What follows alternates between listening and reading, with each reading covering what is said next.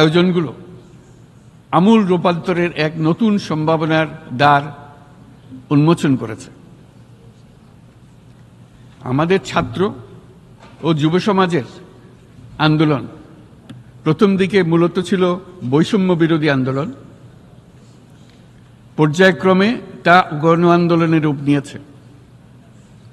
এরপর সারা পৃথিবী অবাক বিস্ময়ে দেখেছে কিভাবে সমগ্র বাংলাদেশের মানুষ একনায়কতন্ত্র, নিপীড়ন, বৈষম্য, অবিচার ও দুর্নীতির বিরুদ্ধে রাজপথ ও সামাজিক যোগাযোগের মাধ্যমে দৃঢ়ভাবে রুখে দাঁড়িয়েছিল। আমাদের ছাত্র জনতা তাদের অদম্য সংকল্প ও প্রত্যয়ের মাধ্যমে একটি স্বৈরাচারী ও অগণতান্ত্রিক শাসন ব্যবস্থা থেকে আমাদের মুক্তি এনে দিয়েছে। তাদের এই সংকল্পের মধ্যেই আমাদের দেশের ভবিষ্যৎ নিহিত।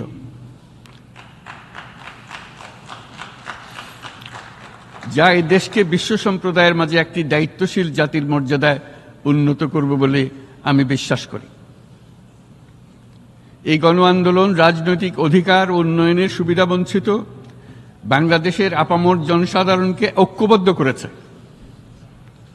বাংলাদেশের মানুষ উন্নয়ন কর্মকাণ্ডকে অন্তর্ভুক্তিমূলক অংশীদারিত্ব রূপে দেখতে চেয়েছিল। আমাদের জনগণ একটা ন্যায্য, অন্তর্ভুক্তিমূলক ও কার্যকর গণতন্ত্রের জন্য লড়াই করেছে, যার জন্য আমাদের নতুন প্রজন্ম জীবন উৎসর্গ করেছে। আমাদের এই তরুণীরা যে প্রজ্ঞা, সাহস ও প্রত্যয় দেখিয়েছে তা আমাদের অভিভূত করেছে, সারা বিশ্ববাসীকে অভিভূত করেছে। বন্দুকের গুলি উপেক্ষা করে বুক পেতে দাঁড়িয়ে গিয়েছিল আমাদের এই তরুণরা।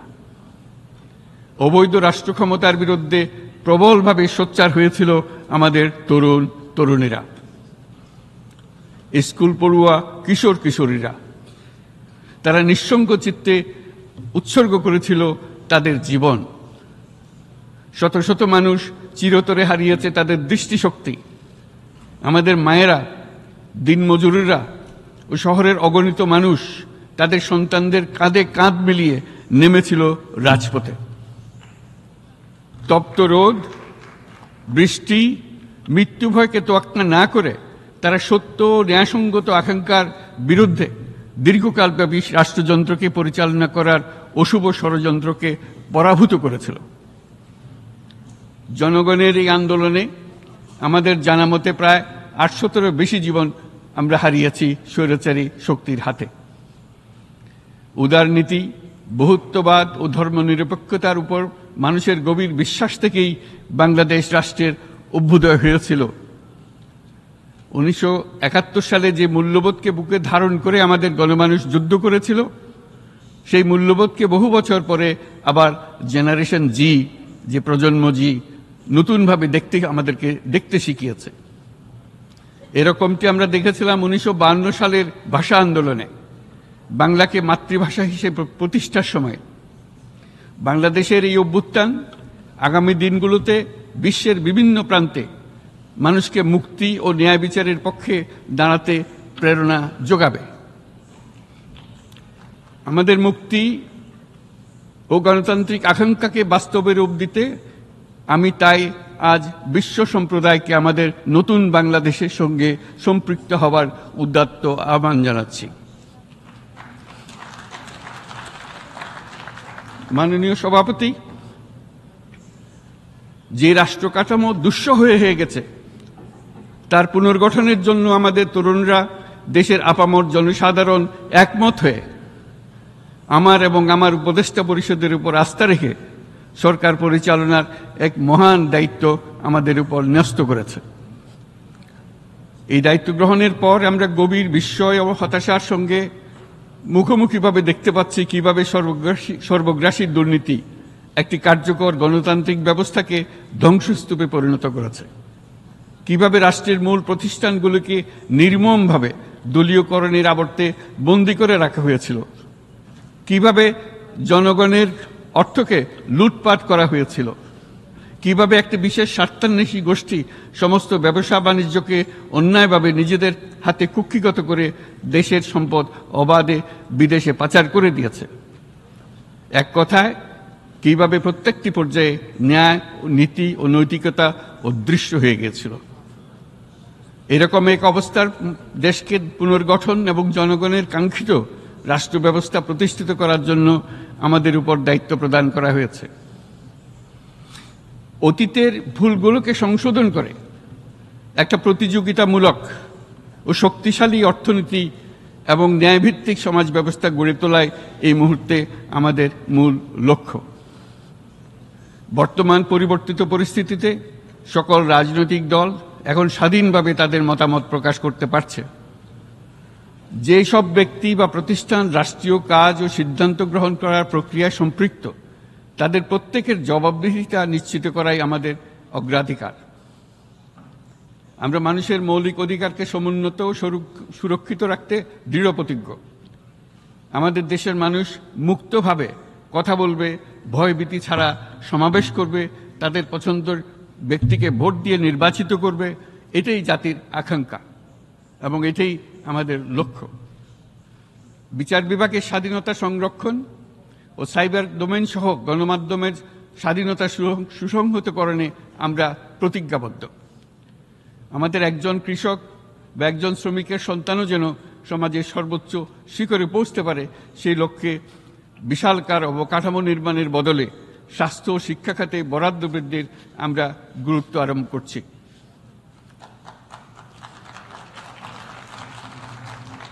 রাষ্ট্র ব্যবস্থার সকল পর্যায়ে সুশাসন ফিরিয়ে আনাই আমাদের অভীষ্ট। বাংলাদেশে যেসব আন্তর্জাতিক, আঞ্চলিক এবং দ্বিপাক্ষিক চুক্তির পক্ষভুক্ত, সেগুলো প্রতিপালনে আমাদের সরকার বদ্ধপরিকর।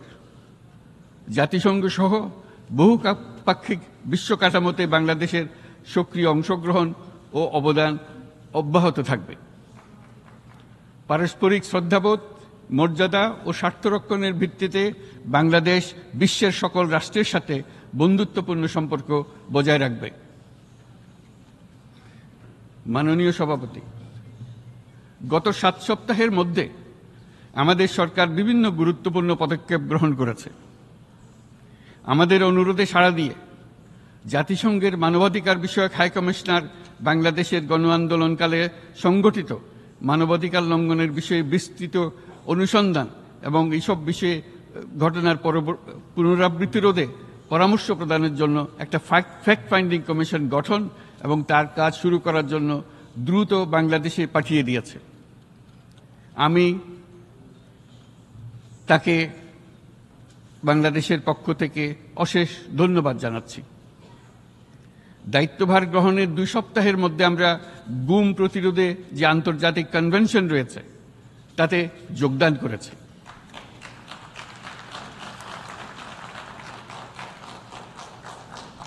এর আশু বাস্তবায়নের জন্য প্রয়োজনীয় দেশীয় আইন ও বিধি প্রণয়নে আমরা এখন প্রক্রিয়া শুরু করেছি।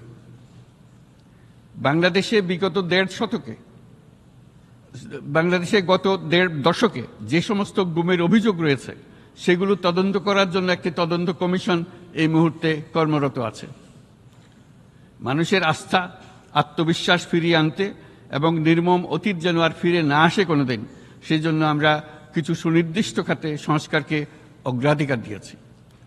সেই লক্ষ্যে আমরা বিদ্যমান নির্বাচন ব্যবস্থা, সংবিধান, বিচার ব্যবস্থা, জনপ্রশাসন, আইন শৃঙ্খলা ব্যবস্থা সংস্কারের জন্য স্বাধীন কমিশন গঠন করেছি।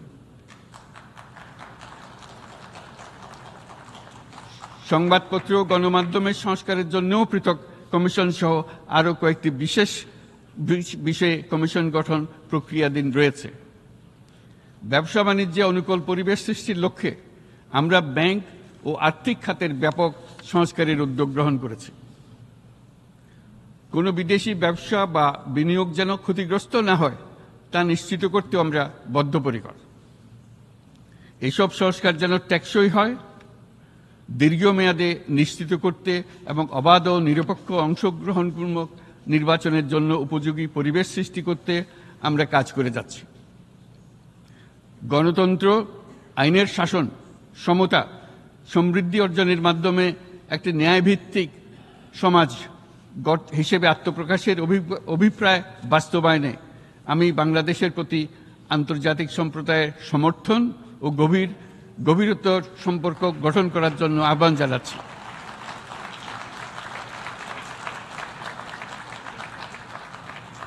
মাননীয় সভাপতি, বাংলাদেশ মনে করে যে শান্তি রক্ষা ও সংঘাত মোকাবেলা জনগণের সমৃদ্ধি নিশ্চিত করার মূল চালিকা শক্তি। সাম্প্রতিক বিপ্লবকালে আমাদের ইতিহাসের সবচেয়ে কঠিনতম সময়ে জনগণের মুক্তির আকাঙ্ক্ষা পূরণে তাদের পাশে দৃঢ়ভাবে দাঁড়িয়ে আমাদের সাহসী সশস্ত্র বাহিনীসমূহ আরও একবার শান্তির প্রতি তাদের অঙ্গীকার প্রমাণ করেছে।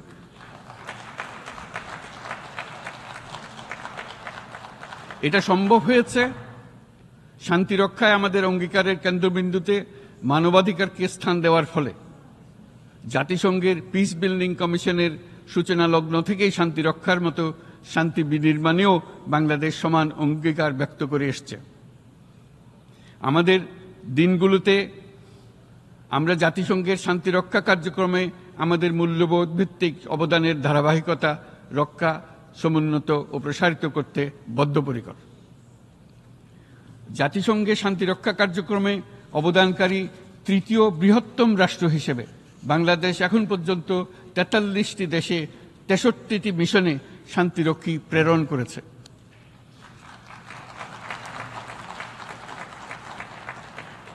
বসনিয়া থেকে শুরু করে কঙ্গো পর্যন্ত বিশ্বের বিভিন্ন প্রান্তে এসব মিশনে দায়িত্ব পালনকালে ১৬৮ জন বাংলাদেশি শান্তিরক্ষী নিজেদের জীবন বিসর্জন দিয়েছে। আমরা আশা করি যে কোনো অবস্থায় নানা প্রতিকূলতা সত্ত্বেও জাতিসংঘের ভবিষ্যৎ শান্তিরক্ষী কার্যক্রমগুলোতে বাংলাদেশের প্রতিরক্ষা বাহিনীর সদস্যরা একইভাবে অবদান রাখার সুযোগ পাবে।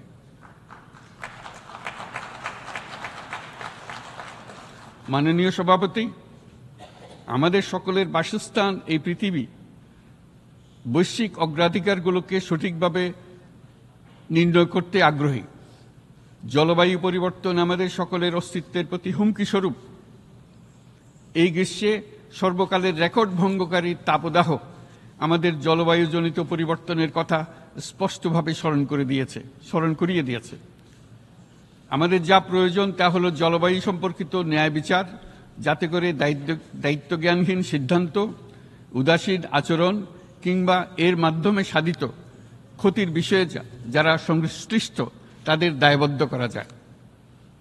জলবায়ু পরিবর্তনজনিত দীর্ঘমেয়াদী প্রভাবগুলো অপূরণীয় ক্ষতির কারণ হয়ে দাঁড়িয়েছে।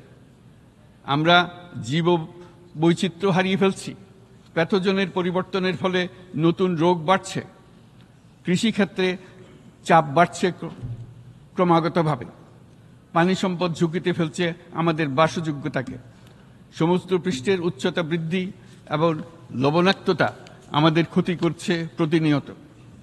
ঘূর্ণিঝড়ের সংখ্যা ও মাত্রা বৃদ্ধির কারণে যেই ক্ষতি হচ্ছে তাকে উপেক্ষা করার সুযোগ নেই। ক্ষুদ্র কৃষক, প্রান্তিক পর্যায়ে জীবিকা অন্বেষণকারীরা জলবায়ু পরিবর্তনজনিত ঝুঁকির মুখোমুখি হচ্ছে সবচেয়ে বেশি। আমি আজ এই বিশ্ব সভায় যখন কথা বলছি তখন বাংলাদেশের পূর্বাঞ্চলে ৫০ লাখেরও অধিক মানুষ তাদের জীবদ্দশায় হওয়া সবচেয়ে ভয়াবহ বন্যা মোকাবেলা করে যাচ্ছে। মহাসচিব গুতেরেস আমাদেরকে দেখিয়েছেন যে বিদ্যমান পরিক্রমা অব্যাহত থাকলে বিশ্বের গড় তাপমাত্রা ২.৭ ডিগ্রি সেলসিয়াস বৃদ্ধির দিকে অগ্রসর হতে থাকবে। তাই বাংলাদেশের মতো জলবায়ু ঝুঁকিতে থাকা দেশগুলোতে অভিযোজনের জন্য ব্যাপক বিনিয়োগের আহ্বান জানাচ্ছি।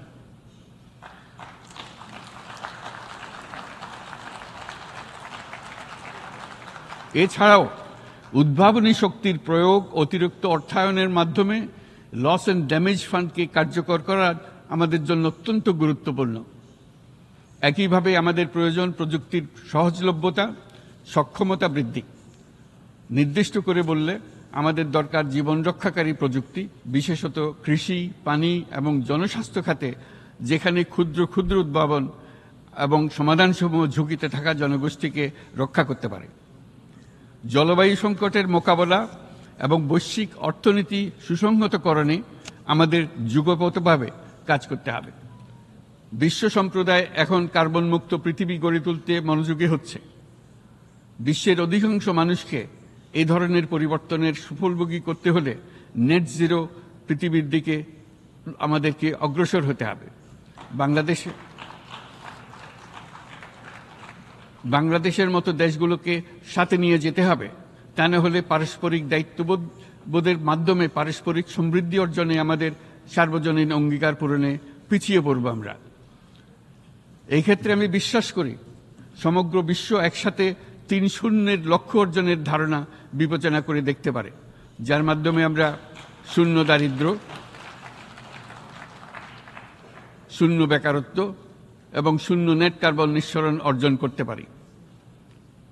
যেখানে পৃথিবীর প্রতিটি তরুণ তরুণী চাকরি প্রার্থী না হয়ে বরং উদ্যোক্তা হিসেবে নিজেকে প্রতিষ্ঠিত করার সুযোগ পাবে।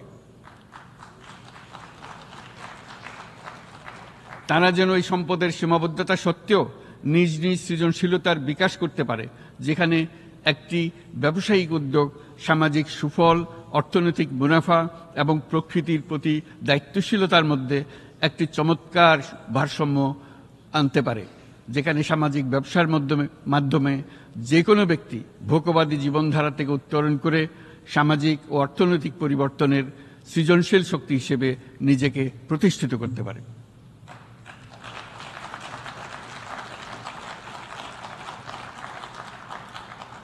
এই সময়ে তাই প্রয়োজন উন্নত উন্নয়নশীল সকল দেশসমূহ এবং বিভিন্ন অংশীদারদের মধ্যে নতুন দৃষ্টিভঙ্গি, নতুন মূল্যবোধ এবং নতুন একতা। সামগ্রিকভাবে এই লক্ষ্য অর্জনে জাতিসংঘ ব্যবস্থা, জাতীয় আঞ্চলিক পর্যায়ে সরকারসমূহ, সকল ব্যবসা প্রতিষ্ঠান, বেসরকারি অংশীজন এবং দাতব্য সংস্থাগুলোকে একসঙ্গে কাজ করতে হবে। আমাদের অর্থনৈতিক কাঠামোতে সামাজিক ব্যবসাকে স্থান দিলেই নিচের অর্ধেকাংশ মানুষের জীবনে তা বিরাট পরিবর্তন আনতে পারে।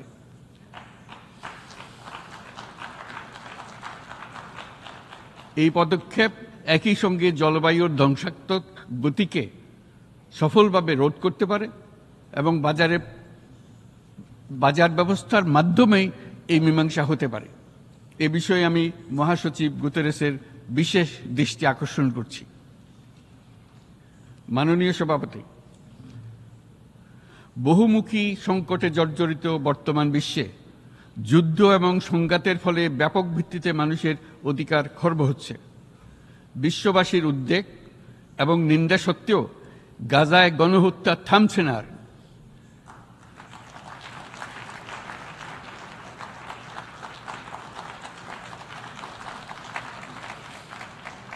ফিলিস্তিনের মতো বিদ্যমান বাস্তবতা কেবল আরব কিংবা মুসলমানদের জন্যই উদ্বেগজনক নয়, বরং তা সমগ্র মানব জাতির জন্যই উদ্বেগের বিষয়।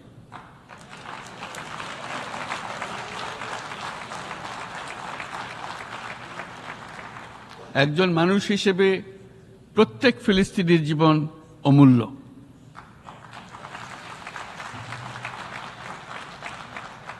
ফিলিস্তিনের জনগণের বিরুদ্ধে যে মানবতা বিরোধী অপরাধ হচ্ছে তার জন্য সংশ্লিষ্ট সকলকে দায়বদ্ধ করতে হবে।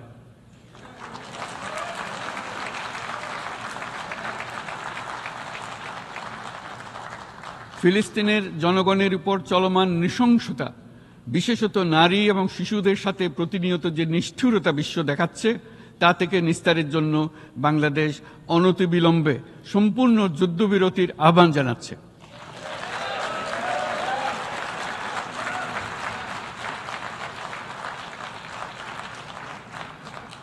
দ্বিরাষ্ট্রভিত্তিক সমাধানেই মধ্যপ্রাচ্যে টেকসই শান্তি আনতে পারবে। তাই জাতিসংঘ সহ আন্তর্জাতিক সম্প্রদায়ের সকলকে এর বাস্তবায়নের জন্য এখনই উদ্যোগ নিতে আহ্বান জানাচ্ছি।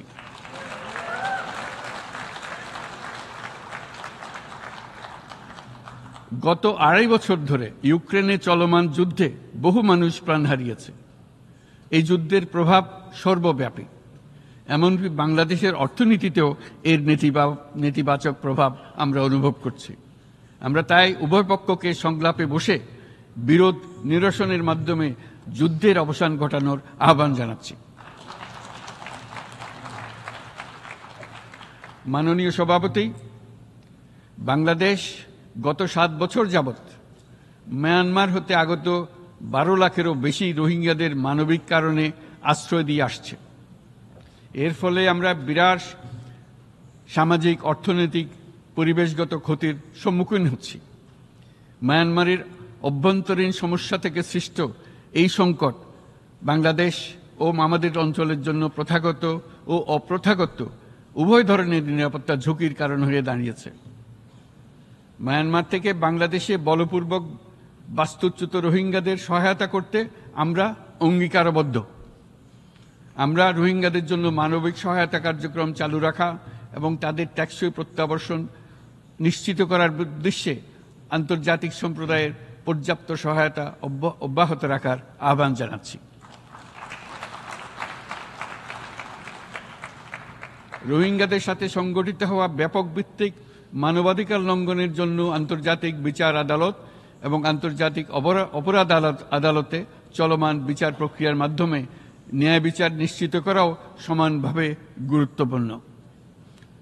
রোহিঙ্গারা যাতে নিজ দেশে স্বাধীন এবং মর্যাদাপূর্ণ জীবনযাপন করতে পারে সেই লক্ষ্যে অনুকূল পরিবেশ তৈরিতে জাতিসংঘ অন্যান্য আন্তর্জাতিক প্রতিষ্ঠানের ধারাবাহিক প্রচেষ্টার প্রশংসা দাবিদার।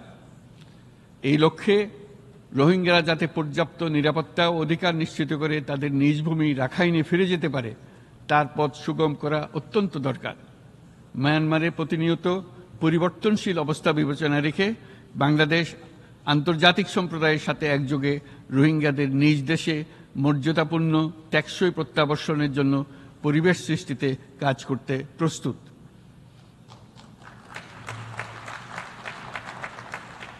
মাননীয় সভাপতি, রাজনৈতিক মুক্তি এবং সামাজিক অর্থনৈতিক জাগরণ ব্যতীত শান্তি ও নিরাপত্তা নিশ্চিতে সাফল্য অর্জন করা সম্ভব নয়। প্রায় 1 দশক পূর্বে বিশ্ব সম্প্রদায় সর্বসম্মতক্রমে এজেন্ডা 2030 প্রণয়ন করেছিল। আমরা সবাই আমাদের সামষ্টিক আকাঙ্ক্ষা ও বিশ্বাস অর্পণ করেছি এই সার্বজনীন টেকসই উন্নয়ন অভিষ্টগুলো অর্জনে। সার্বিকভাবে মাত্র 17% ও কম লক্ষ্যমাত্রা অর্জন হয়েছে। স্পষ্টতই এই ক্ষেত্রে অনেক উন্নয়নশীল রাষ্ট্র আরও পিছিয়ে আছে। উন্নয়নশীল দেশগুলোকে এসডিজি অর্থায়নে বছরে প্রায় 2.5 থেকে 4 ট্রিলিয়ন মার্কিন ডলারের সমান ঘাটতি মোকাবেলা করতে হচ্ছে। উন্নয়নশীল বিশ্বের ঋণের বোঝা, ক্ষয়িষ্ণু আর্থিক সক্ষমতা এবং জলবায়ু পরিবর্তনের ক্ষতিকর প্রভাবের কারণে বাংলাদেশের মতো দেশগুলিতে বেশি ঝুঁকিতে রয়েছে। আমরা আশা করি উন্নয়নের জন্য অর্থায়ন সংক্রান্ত 4র্থ আন্তর্জাতিক সম্মেলনে এই ধরনের জটিল এবং কাঠামোগত সমস্যাগুলোর দিকে নজর দেওয়া হবে। বহুপাক্ষিক আর্থিক প্রতিষ্ঠানগুলোকে এমন অভিন্ন লক্ষ্যে নিয়ে যাওয়ার কাজ করতে হবে যাতে সকল রাষ্ট্র সমানভাবে সম্পদ ও সুযোগের ব্যবহার করতে পারে। তারা নিজেদের কর্মসূচিতে সামাজিক ব্যবসাকে গুরুত্বপূর্ণ ভূমিকা দিতে পারে যাতে নিম্ন আয়ের দেশগুলোর বাস্তবতাকে বিশেষভাবে মোকাবেলা করা যায়, যা ব্যবসায়ী উদ্যোগ এবং ব্যক্তির সৃজনশীলতাকে উদ্বুদ্ধ করে, যা বঞ্চিত জনগোষ্ঠীকে বিশালভাবে সহায়তা করে। এই ক্ষেত্রে অবৈধ অর্থের প্রবাহ এবং উন্নয়নশীল দেশগুলো থেকে সম্পদ পাচার বন্ধ করা অত্যন্ত আবশ্যক। উন্নয়নশীল দেশগুলো থেকে পাচার হয়ে যাওয়া সম্পদ ফেরত আনার জন্য আন্তর্জাতিক সহযোগিতা জোরদার করতে হবে। আমরা আশা করি কর ফাঁকি রোধে আন্তর্জাতিক কর কনভেনশন অতি শীঘ্রই গৃহীত হবে। মাননীয় সভাপতি, আমরা যে নিবিড়ভাবে সংযুক্ত বিশ্বে বসবাস করছি সেখানে অভিবাসন এবং মানুষের অবাধ প্রবাহ এক অলঙ্ঘনীয় বাস্তবতা। বাংলাদেশি নাগরিকরা প্রতিনিয়ত বিভিন্ন দেশে অভিবাসী হিসেবে যাচ্ছেন। তারা বিভিন্ন দেশে তাদের কর্মসংস্থানের সন্ধানে আছেন। বিশ্বের বিভিন্ন প্রান্তে এই মুহূর্তে প্রায় 1.5 কোটি প্রবাসী বাংলাদেশি আছেন। সকলের জন্য অভিবাসনের উপযোগিতা নিশ্চিত করতে বিশ্ব সমাজকে নিরাপদ, সুশৃঙ্খল এবং নিয়মিত মর্যাদাপূর্ণ অভিবাসনের পথ সুগম করতে হবে। আন্তর্জাতিক সম্প্রদায়কে অভিবাসীদের মানবাধিকার এবং তাদের প্রতি মানবিক আচরণ নিশ্চিত করতে হবে। অভিবাসনের উপর 2018 সালে যে গ্লোবাল কম্প্যাক্ট অন মাইগ্রেশন গৃহীত হয়েছে তার পূর্ণ বাস্তবায়নে বাংলাদেশ প্রতিশ্রুতিবদ্ধ এবং একই সাথে অনিরাপদ অভিবাসন রোধেও আমরা বদ্ধপরিকর।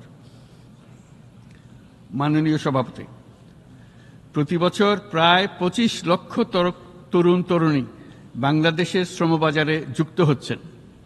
বাংলাদেশের বিপুল জনশক্তির প্রায় 2/3 তরুণ। এই জনশক্তিকে বর্তমান ও আগামীর জন্য গড়ে তোলা বাংলাদেশের জন্য একটা বড় চ্যালেঞ্জ।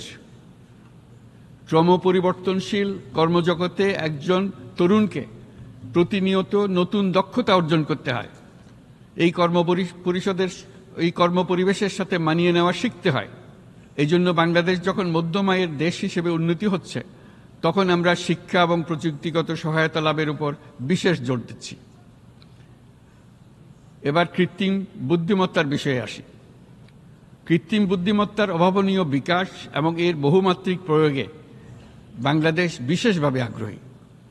আমাদের তরুণ সমাজ জেনারেটিভ আর্টিফিশিয়াল ইন্টেলিজেন্সের সম্ভাবনা নিয়ে উচ্ছ্বসিত। একজন বিশ্ব নাগরিক হিসেবে তারাও চায় নতুন পৃথিবীতে নিয়োজিত হতে, কর্মক্ষম হিসেবে নিজেকে গড়ে তুলতে। বাংলাদেশের মতো বৃহৎ তরুণ জনগোষ্ঠীর দেশ যাতে কৃত্রিম বুদ্ধিমত্তার প্রয়োগজনিত অর্জিত সুফল থেকে পিছিয়ে না পড়ে, বিশ্ব সম্প্রদায়কে তা নিশ্চিত করতে হবে। একই সঙ্গে নিশ্চিত করতে হবে যেন কৃত্রিম বুদ্ধিমত্তার কারণে কর্মক্ষেত্রে মানুষের চাহিদা ক্রমাগতভাবে সংকুচিত হয়ে না যায়। এই প্রসঙ্গে আমি উল্লেখ করি যে আমরা ভিন্ন একটা ইন্টেলিজেন্স, অটোনোমাস ইন্টেলিজেন্স, অর্থাৎ যে কৃত্রিম বুদ্ধিমত্তা নিজেই নিজের কৃত্রিম বুদ্ধিমত্তাকে সম্প্রসারিত করতে পারে মানুষের কোনো হস্তক্ষেপ ছাড়াই, তার ব্যাপারে আমরা বৈজ্ঞানিকদের দৃষ্টি আকর্ষণ করতে চাই। তারা যেন এই ক্ষেত্রে অগ্রসর হওয়ার আগে মানুষের উপরের প্রভাব সম্বন্ধে নিশ্চিত হয়ে অগ্রসর হন। আমাদের ধারণা অটোনোমাস ইন্টেলিজেন্স মানুষের অস্তিত্বকে বিপন্ন করে তুলতে পারে, কাজে এই ব্যাপারে আমাদের সম্পূর্ণ সজাগ থাকতে হবে। মাননীয় সভাপতি, আমাদের আসলে দরকার নতুন ধরনের সহযোগিতা কাঠামো, যেখানে বৈশ্বিক ব্যবসা ও জ্ঞানের অধিকারী গোষ্ঠী মানুষের চাহিদাগুলোকে যথাযথভাবে অনুধাবন করবে। আন্তর্জাতিক সহযোগিতার মাধ্যমে উন্নয়নশীল দেশগুলোর জন্য এমন একটি রূপান্তরকারী ব্যবস্থা তৈরি করতে হবে যা কর্মসংস্থান, আর্থসামাজিক প্রতিকূলতা বা জীবিকার জন্য যুৎসয় সমাধান নিশ্চিত করবে। মাননীয় সভাপতি, আমাদের প্রচেষ্টা, সক্ষমতা এবং সম্পদ একত্রীকরণের মাধ্যমে সকলের সামর্থ্য, উদ্ভাবনী শক্তি এবং সমৃদ্ধিকে কাজে লাগাতে হবে। আর্থসামাজিক উন্নয়ন এবং জলবায়ু সহনশীলতা নিয়ে আমরা প্রতিনিয়ত যে প্রতিকূলতার সম্মুখীন হচ্ছি, সম্মিলিত উদ্যোগের মাধ্যমে তার মোকাবেলা করতে হবে। বৈশ্বিক দক্ষিণের দেশগুলোকে অনন্য অর্থনৈতিক এবং সামাজিক প্রেক্ষাপটে দক্ষিণ দক্ষিণ এবং ত্রিভুজীয় সহযোগিতা এই ক্ষেত্রে বিশেষভাবে সহায়ক হতে পারে বলে আমি মনে করি। বৈশ্বিক দক্ষিণের আওয়াজকে বিশ্বব্যাপী জোরালোভাবে তুলে ধরার জন্য প্রয়োজন সম্মিলিত উদ্যোগ। সেই জন্য বৈশ্বিক এজেন্ডা প্রণয়ন ও বাস্তবায়ন নিশ্চিত করতে বৈশ্বিক দক্ষিণের দেশগুলোর মতামতকে যথাযথ গুরুত্বের সাথে বিবেচনা করতে হবে। জনাব সভাপতি, কোভিড অতিমারির অভিজ্ঞতায় আমরা দেখেছি জনস্বাস্থ্যে ব্যাপক বিনিয়োগ কতটা গুরুত্বপূর্ণ হতে পারে। বিশ্ব স্বাস্থ্য সংস্থায় বৈশ্বিক অতিমারি চুক্তির চলমান আলোচনায় বাংলাদেশ নেতৃত্ব প্রদান করে চলেছে। আমরা চাই কার্যকর আন্তর্জাতিক সহযোগিতা, জনস্বাস্থ্য ব্যবস্থায় অর্থায়ন, প্রযুক্তি হস্তান্তর, গবেষণা ও উন্নয়ন, ভ্যাকসিন থেরাপিউটিক্সের উৎপাদন, বহুমুখীকরণ এবং সকল ভ্যাকসিনকে মেধাস্বত্ব অধিকার মুক্ত ঘোষণা করার ব্যাপারে ঐক্যমত্য গঠন। অসংক্রামক রোগসমূহের বিরুদ্ধে লড়াইয়ে এই বিষয়গুলি অত্যন্ত গুরুত্বপূর্ণ। জনাব সভাপতি, এবছর আমরা জাতিসংঘের সাথে বাংলাদেশের অংশীদারিত্বের সুবর্ণ জয়ন্তী উদযাপন করছি। গত 50 বছর ছিল আমাদের জন্য একটা পারস্পরিক শিক্ষণীয় সম্মিলিত যাত্রা।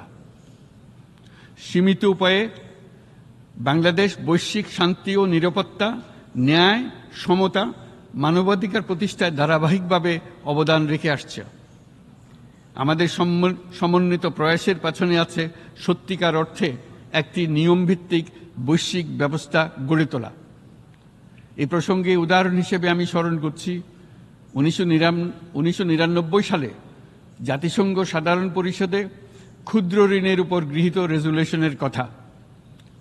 সেই সময় জাতিসংঘ 2005 সালকে ইয়ার অফ মাইক্রোক্রেডিট ঘোষণা করেছিল, যার ফলে ক্ষুদ্র ঋণ বিশ্বব্যাপী সম্প্রসারিত হবার সুযোগ পেয়েছিল। একই সময়ে বাংলাদেশের উদ্যোগে গঠিত হয়েছিল ফ্রেন্ডস অব মাইক্রোক্রেডিট। 2001 সাল থেকে সাধারণ পরিষদে কালচার অফ পিস সংক্রান্ত বাৎসরিক যে রেজলিউশন গৃহীত হয়ে আসছে, বা নিরাপত্তা পরিষদে নারী, শান্তি ও নিরাপত্তা সংক্রান্ত যে 1325 নম্বর রেজলিউশন গৃহীত হয়েছিল, তা বাংলাদেশের বিশ্বজনীন উদ্যোগগুলোর প্রতিফলন এবং অবদান। মাননীয় সভাপতি, আজ এই মহান বিশ্বসভায় বিশ্ব নেতৃবৃন্দের উপস্থিতিতে প্রতিধ্বনিত হচ্ছে শান্তি, নিরাপত্তা, ন্যায় বিচার প্রতিষ্ঠা এবং সম্পদের সুষম বন্টনের মাধ্যমে সকলের অন্তর্ভুক্তি নিশ্চিত করার আহ্বান। সদস্য রাষ্ট্র হিসেবে আমাদের প্রত্যেককে আজ গভীরভাবে অনুধাবন করতে হবে কিভাবে আমরা নারী, পুরুষ সকলের জন্য ও আগামীর দিনগুলোতে উদ্যোক্তা হবার সমান সুযোগ সৃষ্টি এবং তাদের ক্ষমতায়ন নিশ্চিত করতে পারি। সকল বৈশ্বিক সমস্যার সমাধানের জন্য আমাদের সবার হাতে যথেষ্ট সক্ষমতা, সম্পদ এবং উপায় রয়েছে। আসুন আমরা জাতীয় বা আন্তর্জাতিক যেসব প্রতিশ্রুতি দিয়েছি তা বাস্তবায়ন করি এবং অর্থনৈতিক ক্ষেত্রে সামাজিক ব্যবসার ধারণা প্রতিষ্ঠিত করে সকল প্রকার বৈষম্য ও অসমতার অবসানে ঐক্যবদ্ধভাবে আমরা কাজ করি। বাংলাদেশের তরুণরা প্রমাণ করেছে যে মানুষের স্বাধীনতা, মর্যাদা ও অধিকার সমুন্নত রাখার অভিপ্রায় কোনো উচ্চাভিলাষ নয়, বরং এটা সকলের নিশ্চিত প্রাপ্য। আজ এই মহান সমাবেশে আপনাদের উপস্থিতিতে শান্তি, সমৃদ্ধি ও ন্যায় বিচার নিশ্চিত করতে আন্তর্জাতিক, আঞ্চলিক এবং জাতীয় পর্যায়ে বাংলাদেশে তার ভূমিকাকে ক্রমাগতভাবে জোরদার করার নিশ্চয়তা দিচ্ছে। আজ আপনাদের সবাইকে শুভেচ্ছা জানাচ্ছি, ধন্যবাদ জানাচ্ছি।